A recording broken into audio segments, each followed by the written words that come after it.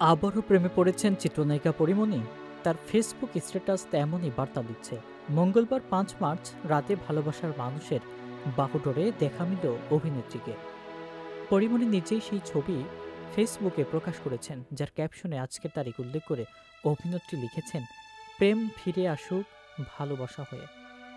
নিজের জীবনটা প্রেমের এমন বার্তা দিয়ে পরীমণি লিখেছেন, জীবন ভালোবাসার, এ জীবন প্রেমের মায়ায় জড়িয়ে থাকুক, শুধু অবসানের জন্য জীবন প্রেমের থেকে বিচ্ছিন্ন না হোক।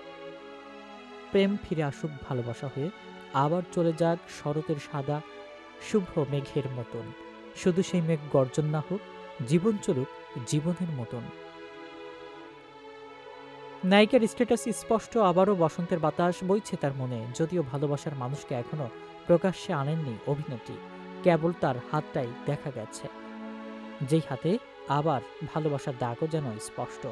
অনেকেই পরীর পাশে থাকা মানুষকে সঙ্গীত শিল্পী শেখ সাদী বলে দাবি করছেন।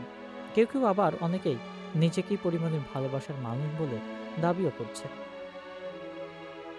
পরে নিচেও বিষয়গুলো বেশি উপভোগ করছেন, ভক্তদের বিভিন্ন মন্তব্যে প্রতিক্রিয়া দিচ্ছেন, ভালোবাসা জানাচ্ছেন।